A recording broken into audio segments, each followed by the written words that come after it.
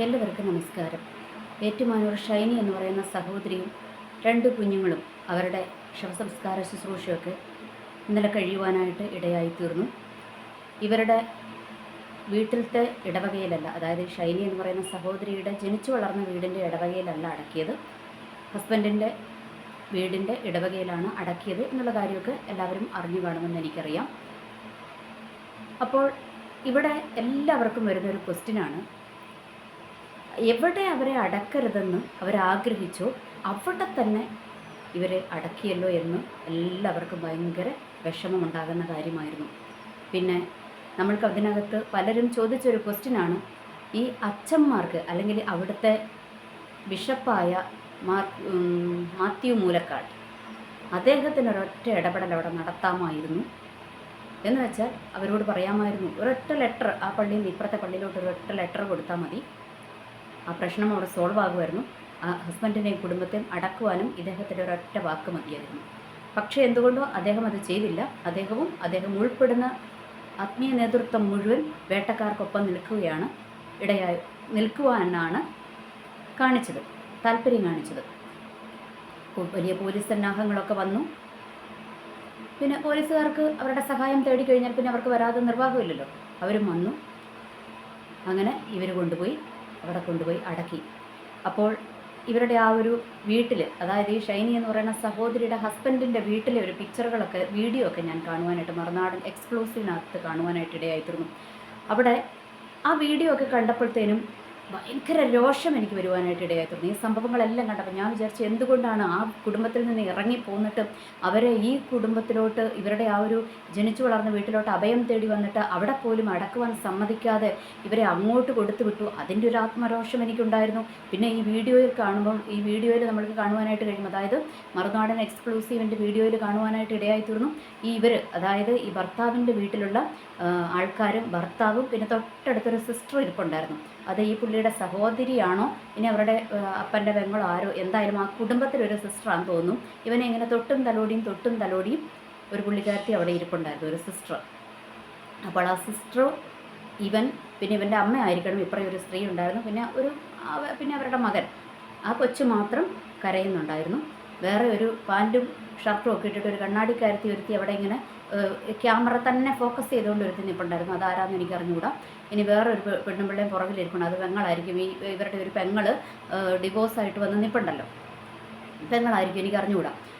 എന്തായാലും ഇത്രയും പേരൊക്കെ അവിടെ ഇരിപ്പുണ്ടായിരുന്നു. അത്യാവശ്യം ഇവരുടെ ബന്ധുക്കളൊക്കെ ഉണ്ട്.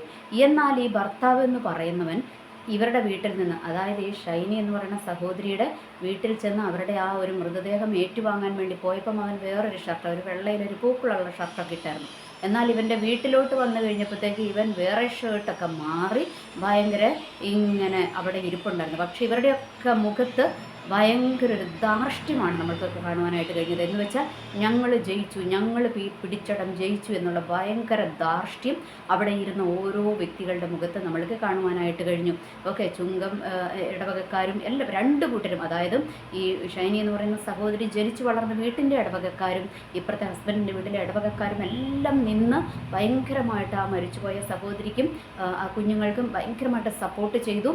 മറ്റേ ഷൈനി എന്ന് പറയുന്ന സഹോദരിയുടെ കുടുംബത്തിലുള്ള ആ ഇടവകക്കാരെന്ത് ചെയ്തു, അവർ നന്നായിട്ട് പിന്നെ വിളിക്കാവുന്ന മാക്സിമം തെറിയൊക്കെ വിളിച്ച് അവർ വിട്ടു. പക്ഷേ അവർക്കതല്ലേ ചെയ്യാൻ പറ്റത്തുള്ളൂ, വേറെ ഒന്നും അവർക്ക് ഇവിടെ ചെയ്യുവാൻ പറ്റുമായിരുന്നില്ല.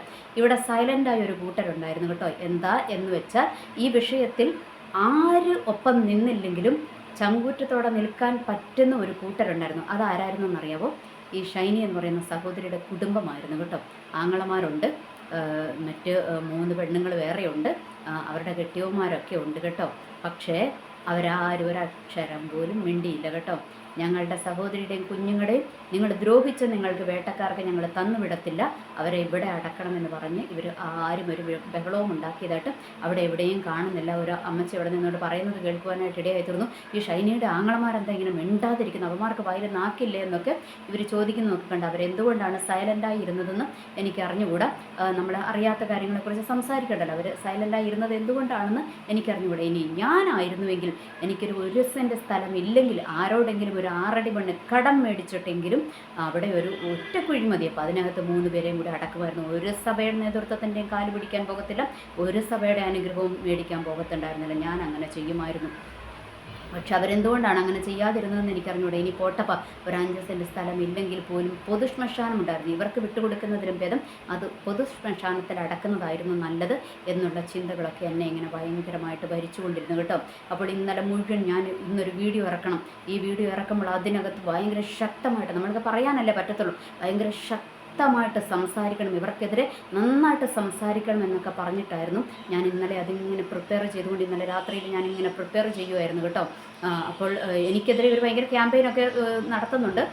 എനിക്കെതിരെ കുറേ പിന്നെ വർത്തമാനങ്ങളൊക്കെ അവിടെ നടക്കുന്നുണ്ട് കേട്ടോ. ഈ കോട്ടയം രൂപതയിലെ കുറച്ച് ആൾക്കാർ ചേർന്നിട്ട് വെച്ചാൽ ജനങ്ങളല്ല, ഈ അല്ലാത്ത തലപ്പത്തിരിക്കുന്ന കുറച്ച് പേര് എനിക്കെതിരെ കുറച്ച് പ്രചാരണങ്ങളൊക്കെ അവിടെ നടത്തുന്നുണ്ടെന്നുള്ള രഹസ്യ വിവരമൊക്കെ എനിക്ക് കിട്ടുവാനായിട്ട് ഇടയായിത്തീർന്നു. എനിക്കതൊന്നും ഒന്നുമില്ല. കാരണം കഥ കടച്ചിട്ടിട്ട് എന്ത് കാണിച്ചാലും, അത് ഒരു പഴഞ്ചൊല്ലുണ്ടല്ലോ, കഥ കടച്ചിട്ടിട്ട് ഡാഷ് ഡാഷ് ഡാഷ് കാണിച്ചാൽ ഒരു കാര്യമുണ്ടല്ലോ എന്ന് പറയുന്നത് പോലെ, കഥ കടച്ചിട്ട് എന്ത് കാണിച്ചാലും എനിക്കതൊരു വിഷയമേ അല്ല. കാരണം എനിക്ക് അവരുമായിട്ട് യാതൊരു ബന്ധവും ഇപ്പോൾ ഇല്ല, അല്ലേ? അവരുടെ ചെലവിലുമല്ല ഞാൻ ജീവിക്കുന്നത്. അതുകൊണ്ട് അവർ എന്ത് പറഞ്ഞാലും എന്ത് പ്രവർത്തിച്ചാലും എനിക്കൊരു വിഷയവുമല്ല. എന്നിരുന്നാലും ഞാൻ നന്നായിട്ട് പറയണമെന്ന് തന്നെ വിചാരിച്ചായിരുന്നു ഞാൻ ഇന്നലെ ഇരുന്ന് പ്രിപ്പയർ ചെയ്തുകൊണ്ടിരുന്നത്. 2-3 കന്യാസ്ത്രീകളാണെന്ന് തോന്നുന്നു, 2-3 പെണ്ണുങ്ങളൊക്കെ വന്നിട്ട് എൻ്റെ ആദ്യത്തെ വീഡിയോയുടെ അടിയിൽ വന്നിട്ട് കുറേ നെഗറ്റീവൊക്കെ എഴുതുന്നുണ്ടായിരുന്നു. പിന്നെ ഇതുങ്ങളോടൊക്കെ ഞാൻ വിചാരിച്ചു, ഈ പിഞ്ചു കുഞ്ഞുങ്ങളുടെയും ആ ഒരു സഹോദരിയുടെയൊക്കെ ഈ ദാരുണ സംഭവം കണ്ടിട്ട് മനസ്സലിവില്ലാതെ ഇങ്ങനെ വീണ്ടും വേട്ടക്കാർക്കൊപ്പം നിന്ന് ന്യായീകരിക്കുവാനും അവർക്ക് വേണ്ടി, അതായത് ഈ മരണപ്പെട്ടു പോയവർക്ക് വേണ്ടി സംസാരിക്കുന്നവർക്കെതിരെ സംസാരിക്കാനും ഒക്കെ നിൽക്കുന്ന ഇതുങ്ങളെയൊക്കെ മനുഷ്യന്മാരുടെ കൂട്ടത്തിൽ പെടുത്താൻ പറ്റത്തില്ല. അവരുടെയൊക്കെ മൃഗങ്ങളുടെ വകുപ്പിലെ പെടുത്തുവാൻ പറ്റത്തുള്ളൂ. അതുകൊണ്ട് അങ്ങനെയുള്ള നിങ്ങളോട് മറുപടി പറയാൻ പോയിട്ട് വലിയ കാര്യമൊന്നുമില്ല. അതുകൊണ്ട് ഞാൻ എന്ത് ചെയ്തു, എൻ്റെ ചാനലിൽ നിന്ന് അങ്ങനെ 2-3 എന്താ പറയുക കൃമികീടങ്ങളെ എടുത്ത് ഞാൻ ബ്ലോക്കിലോട്ട് ഇട്ട് വെച്ചിട്ടുണ്ട്. അത് അത്രേ നമുക്ക് അത്രേ ചെയ്യേണ്ട കാര്യമുള്ളൂ. കാരണം അതുങ്ങളോടൊക്കെ മറുപടി പറയാൻ പോയത് നമ്മളുടെ സമയം ഇങ്ങനെ വേസ്റ്റ് ചെയ്യേണ്ട കാര്യമില്ല എന്ന് എനിക്ക് തോന്നി. എനിവേ അതൊക്കെ അവിടെ നിൽക്കട്ടെ. അപ്പോൾ ഞാൻ പറഞ്ഞു വന്നത്, ഞാൻ ഇന്നലെ രാത്രിയിൽ ഭയങ്കരമായിട്ട് ഈ വിഷയത്തെക്കുറിച്ചൊന്ന് സംസാരിക്കണം, ഇവർക്കിട്ട് നല്ല 2 പറയണം എന്നൊക്കെ ഞാൻ വിചാരിച്ചായിരുന്നു ഇരുന്നത് കേട്ടോ. അതിൻ്റെ ഇടയ്ക്ക് എനിക്കൊരു പരിഭവം ഉണ്ടായിരുന്നു. ഞാനിങ്ങനെ ദൈവത്തോട് ഇങ്ങനെ ചോദിച്ചു, ദൈവമേ എന്തുകൊണ്ടാണ് അതുങ്ങൾക്ക്, ആ കുഞ്ഞുങ്ങൾക്കും അമ്മയ്ക്കും നീതി കിട്ടിയില്ലല്ലോ, അവരെ പിന്നെ ഇവർ ജയിച്ചല്ലോ, അതായത് ഈ പ്രതിഭാഗം ആയിട്ട് നിൽക്കുന്ന അവർ ജയിച്ചല്ലോ എന്നൊക്കെ ഇങ്ങനെ ഞാൻ മനസ്സിൽ വിചാരിച്ചു. അപ്പോൾ പെട്ടെന്ന് എൻ്റെ മനസ്സിലോട്ട് ദൈവം തന്നൊരു ചിന്തയാണ് കേട്ടോ. എന്താണെന്നറിയാമോ, അവരവിടെ ജയിക്കുവല്ല ചെയ്തത് കേട്ടോ.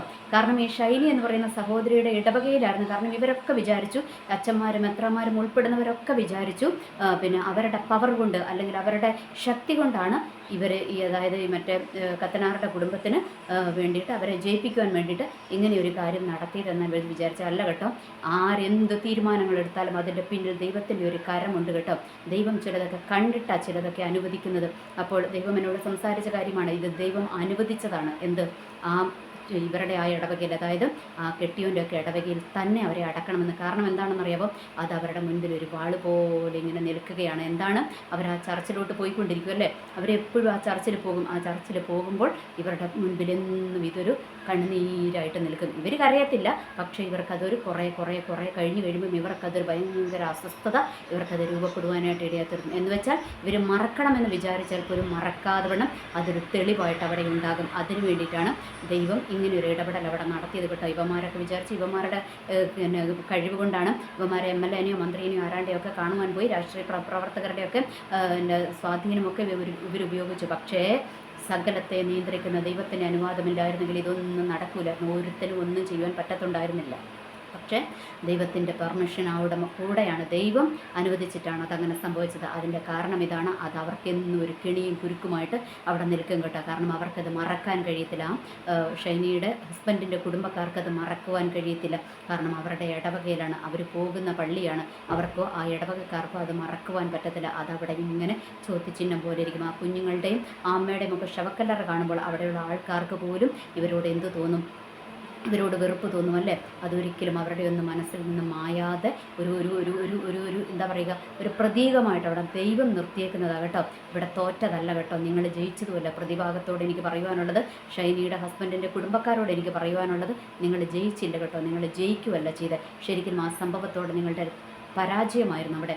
ഇനി മറ്റൊരു കാര്യം കൂടെ ഞാൻ പറയാം. ഞാൻ ഓർത്തു, ദൈവമേ, ആരും അവർക്ക് വേണ്ടി അവർ മരിച്ചു, ഇനി അവർക്ക് വേണ്ടി ആരും ഒന്നും ചെയ്യാനില്ലല്ലോ. കാരണം നമ്മൾ കാര്യങ്ങളൊക്കെ അറിയുന്നുണ്ടല്ലോ, ഇവരിഷ്ടം പോലെ പൈസ ഇറക്കുന്നുണ്ട് എന്ന് വെച്ചാൽ ഈ അച്ഛൻ ആ കുടുംബത്തിലുള്ളത് കൊണ്ട്, അച്ഛനും ആ കന്യാസ്ത്രീയും ഉള്ളത് കൊണ്ട് ഇവർ ഇഷ്ടം പോലെ പൈസ ഇറക്കുന്നുണ്ട്. അതുകൂടാതെ സ്വാധീനങ്ങൾ ഇവർ ഉപയോഗിക്കുന്നുണ്ട്. എല്ലാ വിധത്തിലും ഇവർ അനുകൂലമായിട്ട് പോവുകയാണ്. ഇനി പോലീസ് സ്റ്റേഷനിൽ പോലും ഒരാളൊരു കംപ്ലയിൻറ്റ് പോലും ഇവർക്കെതിരെ കൊടുത്തിട്ടില്ല എന്നാണ്, ഇന്നുവരെ കൊടുത്തിട്ടില്ല. ഒരു സ്വാഭാവിക മരണത്തിനുള്ളൊരു കേസ് മാത്രമേ, അസ്വാഭാവിക മരണത്തിനുള്ളൊരു കേസ് മാത്രമേ ഇപ്പം നിലവിൽ അവിടെ ഉള്ളൂ. അവർ വേറെ ഒന്നും അവിടെ എടുത്തിട്ടുമില്ല. അപ്പോൾ ഈ ഒരു സാഹചര്യത്തിൽ ഞാൻ ദൈവത്തോട് ചോദിച്ചു, ദൈവമേ, അവർക്കൊരു നീതിയില്ലേ, അവർക്ക് എന്തുകൊണ്ടാണ് നീതിയില്ലാത്തത് എന്ന് പറഞ്ഞ് ഭയങ്കര രോഷം എനിക്ക് വരുവാനായിട്ട് ഇടയായിത്തീർന്നു. ഞാൻ വിചാരിച്ചു ഈ വീഡിയോയിൽ അവർക്കെതിരെയെല്ലാം നല്ലപോലെ പറഞ്ഞെന്ന് ഒരു വീഡിയോ ഇറക്കണമെന്ന് വിചാരിച്ചു. പക്ഷേ പെട്ടെന്നാണ് ദൈവാത്മാവ് എന്നോട് വളരെ വ്യക്തമായിട്ട് എന്നോട് സംസാരിക്കുവാൻ ഇടയായിത്തീർന്നു. എന്താണെന്നറിയാമോ, ഈ ഷൈനി എന്ന് പറയുന്ന സഹോദരിക്കുമാർ 2 കുഞ്ഞുങ്ങൾക്കും എതിരെ നിന്ന ഓരോ വ്യക്തികളോടും ദൈവത്തിൻ്റെ പ്രതികാരം അടുത്തിരിക്കുകയാണ്. അവരോട് ദൈവം കണക്ക് ചോദിക്കാൻ പോകുകയാണ്. ഇനി രണ്ടാമതൊരു കാര്യം കൂടെ പറഞ്ഞു കേട്ടോ, ഈ അവരെ മരണത്തിലേക്ക് തള്ളിവിടുന്നതിന് കാരണക്കാരായ ഇവരുടെ കുടുംബത്തിലെയാണോ എനിക്കറിഞ്ഞുകൂടെ 2 വ്യക്തികൾക്കെതിരെ ദൈവത്തിൻ്റെ വലിയ അഗ്നി, ദൈവത്തിൻ്റെ വലിയ കോപം ജ്വലിച്ചിരിക്കുകയാണ്. എന്ന് വെച്ചാൽ ഒരാൾ അവിടെ ഒരു ദുർമരണം, ആ കുടുംബത്തിലൊരു ദുർമരണം സംഭവിക്കുവാൻ പോകുന്നു. ഇനി രണ്ടാമത് അവിടെ ഒരാൾക്കൊരു ഭ്രാന്ത്, അങ്ങനെ തന്നെയാണ്, മാനസിക രോഗം എന്നല്ല, ഭ്രാന്ത് എന്ന് വെച്ചാൽ നമ്മൾക്കറിയാമല്ലേ, ഭ്രാന്ത് എന്ന് പറഞ്ഞാൽ കുറച്ചും കൂടെ കൂടിയത് ഇങ്ങനെ ഓടി നടക്കും, തുണി പോലും ഉടുക്കാതെ ഇങ്ങനെ നാട്ടുകാരുടെ മുമ്പിൽ കൂടി ഓടി നടക്കുന്ന വലിയൊരു സിറ്റുവേഷൻ അവരുടെ ജീവിതത്തിലേക്ക് വരുവാനായിട്ട് പോകുക. പക്ഷേ നമ്മളുടെ ദൈവം നീതിയുള്ള ദൈവമാണ് കേട്ടോ. ദൈവം കരുണാമയനാണ്. എന്ന് വെച്ചാൽ ആരും നശിച്ചു പോകണമെന്ന് ദൈവം ആഗ്രഹിക്കുന്നില്ല. ദൈവം അവിടെയും ഒരു നീക്കുപോക്ക് കൽപ്പിക്കുമായിരിക്കുമെന്ന് ഞാൻ പ്രതീക്ഷിക്കുകയാണ്. അവിടെ നിങ്ങളൊരു കാര്യം ചെയ്താൽ ചിലപ്പോൾ ദൈവത്തിൻ്റെ കരുണയുണ്ടാകും. കാരണം ഏത് കൊടും പാപിക്കും ഒരു മാനസാന്തരം ഉണ്ടായാൽ ദൈവം അവനോട് ക്ഷമിക്കുവാൻ കനിവുള്ള ദൈവമാണ്. കാരണം ആരും നശിച്ചു പോകണമെന്ന് ദൈവം ആഗ്രഹിക്കുന്നില്ല. നമ്മൾ മനുഷ്യന്മാർ കരുതുന്നത് പോലെ അല്ലല്ലോ ദൈവം കരുതുന്നത്. ദൈവത്തിനെ സൃഷ്ടിച്ച ഓരോ വ്യക്തികളെക്കുറിച്ചും കൺസേൺ ഉണ്ട്. അതുകൊണ്ട് ദൈവം ഇവർക്കൊരു ഒരു പോംവഴി അതിനകത്ത് വെച്ചിട്ടുണ്ട്. എന്താണെന്നറിയാവോ, നിങ്ങൾ മാനസാന്തരപ്പെടുവാണെങ്കിൽ, ഈ ഷൈനി എന്ന് പറയുന്ന സഹോദരിമാർ 2 കുഞ്ഞുങ്ങളെയും പിന്നെ ദ്രോഹിച്ചവർ മാനസാന്തരപ്പെടുവാണെങ്കിൽ, മാനസാന്തരപ്പെടുക എന്ന് പറഞ്ഞാൽ നിങ്ങൾക്ക് നല്ല മനസ്താപം ഉണ്ടാകണം. നിങ്ങൾ ചെയ്തത് തെറ്റാണെന്ന് നിങ്ങളെ സമ്മതിച്ച് ദൈവസന്നിധിയിൽ നിങ്ങൾ കരഞ്ഞ് നിലവിളിക്കണം. അതുമാത്രം പോര കേട്ടോ, എന്നിട്ട് നിങ്ങൾ പ്രായശ്ചിത്തം ചെയ്യണം. ഇത്രയും ചെയ്തു കഴിഞ്ഞാൽ ദൈവം ഒരുപക്ഷെ ഈ അനർത്ഥങ്ങളൊക്കെ സംഭവിപ്പിക്കാതെ അതിനകത്തുനിന്ന് ദൈവം മാറിപ്പോകും. കാരണം ദൈവം കരുണയുള്ള ദൈവവുമാണല്ലോ, അനുദപിക്കുന്ന പാവികളോട് മനസ്സലിയുന്ന ദൈവമാണ്. ഇനി രണ്ടാമത് ഞാനൊരു കാര്യം പറയാം. അച്ഛന്മാരുടെ അടുത്ത് നിന്ന് കുമ്പസാരിച്ചിട്ടോ അല്ലെങ്കിൽ 2 ഒപ്പീസ് ചൊല്ലിയത് കൊണ്ടോ നിങ്ങൾക്ക് പാപമോചനം അല്ലെങ്കിൽ ശാപമോചനം കിട്ടിയെന്ന് നിങ്ങൾ വിചാരിക്കരുത്.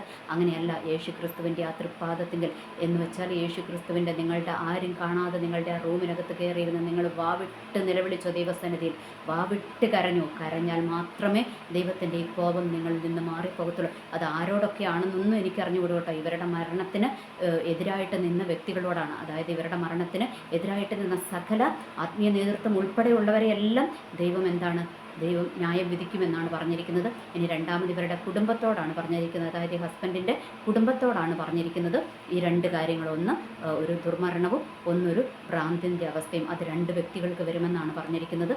അപ്പോൾ അത് നിങ്ങൾ അതിനകത്ത് മാനസാന്തരപ്പെട്ട് നിങ്ങൾ ശരിക്കും മാനസാന്തരപ്പെട്ട ദൈവസ്ഥാനത്തിൽ നിലവിളിച്ച് കരഞ്ഞ് പ്രായശ്ചിത്തം ചെയ്താൽ ദൈവം അതിന് നിങ്ങൾക്കൊരു നീക്കുപോക്ക് വരുത്തും. അല്ല എങ്കിൽ ഈ 2ഉം നിങ്ങളുടെ കുടുംബത്തിൽ സംഭവിച്ചിരിക്കും. ഇത് നിങ്ങൾ ഇന്നത്തെ ഡേറ്റ് വെച്ചിട്ട് എഴുതിയിട്ടു. ഇത് ഞാൻ എൻ്റെ സ്വന്തം ബുദ്ധി കൊണ്ട് പറയുന്നതല്ല കേട്ടോ.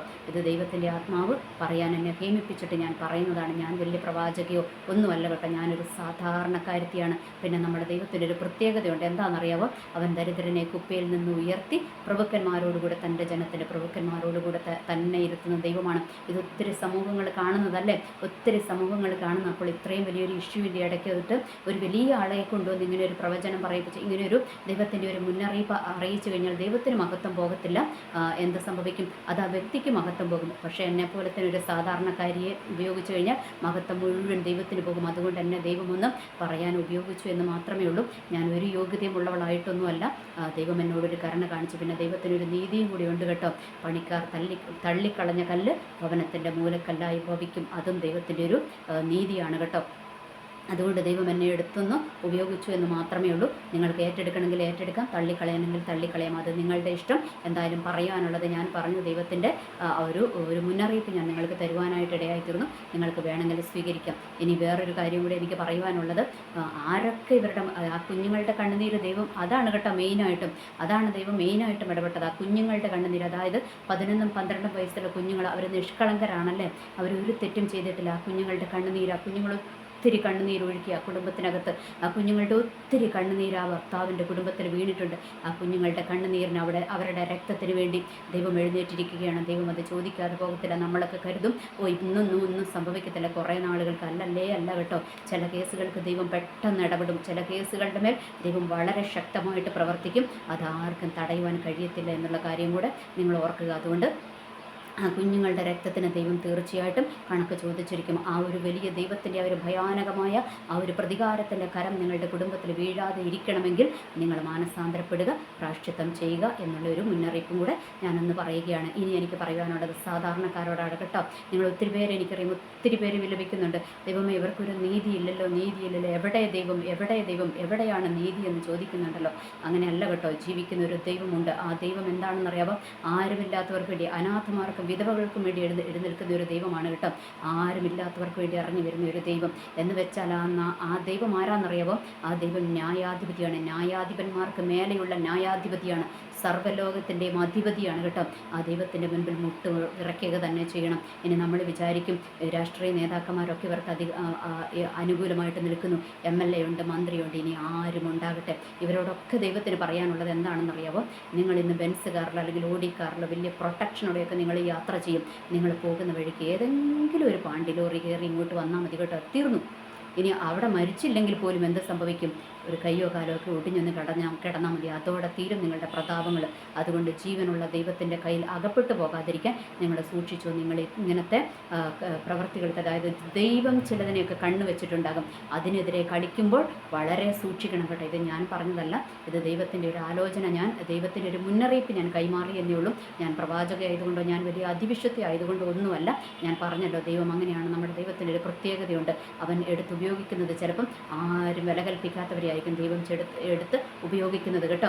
അങ്ങനെ എന്നെ എടുത്തൊന്ന് ഉപയോഗിച്ചു എന്ന് മാത്രമേ ഉള്ളൂ. നിങ്ങൾക്ക് വേണമെങ്കിൽ സ്വീകരിക്കാം, അല്ലെങ്കിൽ തള്ളിക്കളയാം. അപ്പോൾ എനിക്ക് സാധാരണക്കാരോട് പറയാനുള്ളത്, നിങ്ങൾ ആരും വിഷമിക്കേണ്ട കേട്ടോ. ദൈവം, നിങ്ങൾ വിചാരിക്കും ഞങ്ങൾക്കൊന്നും വേണ്ടി ചോദിക്കുവാൻ ആരുമില്ലേ കർത്താവേ, ഞങ്ങൾക്ക് നീതി നടത്തി തരുവാൻ ആരുമില്ലേ കർത്താവേ എന്ന്. എന്നാൽ ഒരു ദൈവമുണ്ട് കേട്ടോ, ഒരു സ്വർഗത്തിലെ ന്യായാധിപതി ഉണ്ട് കേട്ടോ, ഒരു സ്വർഗത്തിലെ അഡ്വക്കേറ്റ് ഉണ്ട് കേട്ടോ. ആ ദൈവം നമ്മൾക്ക് വേണ്ടി ഇറങ്ങി വന്ന് പ്രവർത്തിക്കുമെന്നാണ് ദൈവം ഈ സംഭവത്തിലൂടെ നമ്മളോടൊക്കെ വിളിച്ചു പറയുന്നത്. ആരുമില്ലാത്തവർക്ക് വേണ്ടി ഇറങ്ങി വരുന്ന ഒരു ദൈവം, അനാഥർക്കും വിധവകൾക്കും വേണ്ടി ഇറങ്ങി വരുന്ന ദൈവം, പിഞ്ചു കുഞ്ഞുങ്ങളുടെ രക്തത്തിന് വേണ്ടി കണക്ക് ചോദിക്കുന്ന ഒരു ദൈവമുണ്ട് എന്നുള്ള കാര്യം നമ്മൾ മറക്കാതിരിക്കുക. ഇനി എനിക്ക് പറയാനുള്ളത്, ആ കുടുംബത്തിൽ, അതായത് ഷൈനി എന്ന് പറയുന്ന സഹോദരിയുടെ കൂടപ്പറപ്പിൻ്റെ ഏതോ ഒരു കെട്ടിയവനുണ്ട്, ഒരുത്തനുണ്ട്. അവനും ഇവർക്കെതിരെ, അതായത് ഈ ഷൈനി എന്ന് പറയുന്ന സഹോദരിക്കും ആ കുഞ്ഞുങ്ങൾക്കും എതിർപക്ഷത്ത്, അതായത് ആ ഭർത്താവിൻ്റെ കുടുംബക്കാരുടെ പക്ഷം ചേർന്ന് പല കള്ളപ്രചാരണങ്ങളൊക്കെ നടത്തുന്നുണ്ട് എന്നുള്ളൊരു ന്യൂസും കൂടെ കേൾക്കുവാനായിട്ട് ഇടയായിത്തീർന്നു.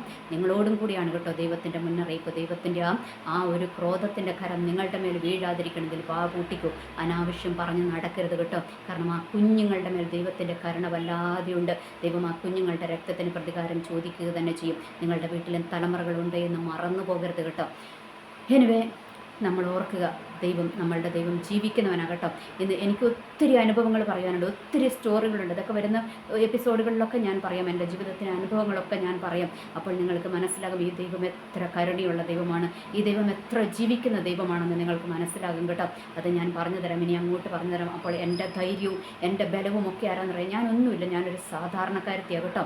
പക്ഷേ എൻ്റെ ബലവും എൻ്റെ ശക്തിയും ഒക്കെ ആരാന്നറിയാവോ? എന്നെ പരിപാലിക്കുന്ന ഒരു ദൈവമുണ്ട്. എനിക്ക് ചോദിക്കുവാനും പറയാനും ഒരു ദൈവം സ്വർഗത്തിലുണ്ട് കേട്ടോ. എൻ്റെ അപ്പനായിട്ട് സ്വർഗത്തിലൊരു ദൈവമുണ്ട്. എൻ്റെ പരമാധികാരിയായിട്ട് ഒരു ദൈവമുണ്ട്. ആ ദൈവമാണ് എൻ്റെ ബലം. അതാണ് ഓരോരുത്തരുടെയും ബലം. ആ ദൈവം ഓരോരുത്തരുടെയും ബലമായിരിക്കണം. അങ്ങനെയെങ്കിൽ നമ്മൾക്ക് വേണ്ടി വാദിക്കാൻ ഒരു ദൈവം ഇറങ്ങി വരും. നമ്മൾക്കെതിരെ ഉയരുന്ന വാകളെ അടപ്പിക്കുവാൻ, നമ്മൾക്കെതിരെ ഉയരുന്ന വ്യക്തികളുടെ വായടപ്പിക്കുവാൻ, അവരെ അടക്കി നിർത്തുവാൻ കൽപ്പുള്ള ഒരു ദൈവമുണ്ട് കേട്ടോ. ആ ദൈവത്തിൻ്റെ കരം കുറുകിപ്പോയിട്ടില്ല. ആ ദൈവം കണ്ണടച്ച് ഉറങ്ങിക്കൊണ്ടിരിക്കുന്നുമല്ല. ആ ദൈവം എഴുന്നേൽക്കും കേട്ടോ. എഴുന്നേൽക്കേണ്ടടുത്ത് എഴുന്നേൽക്കും. ചിലയിടത്ത് ദൈവം പെട്ടെന്ന് എഴുന്നേൽക്കും, ചിലയിടത്ത് ദൈവം ചിലപ്പോൾ കുറച്ച് ലേറ്റ് ആയിട്ടായിരിക്കും. എന്നാണെങ്കിലും ദൈവം പ്രതിക്രിയ നടത്തി രക്ഷിക്കുന്ന ദൈവം തന്നെയാണ് കേട്ടോ. എനിവേ, എല്ലാവർക്കും നല്ലൊരു ദിവസം ആശംസിക്കുന്നു. നന്ദി, നമസ്കാരം.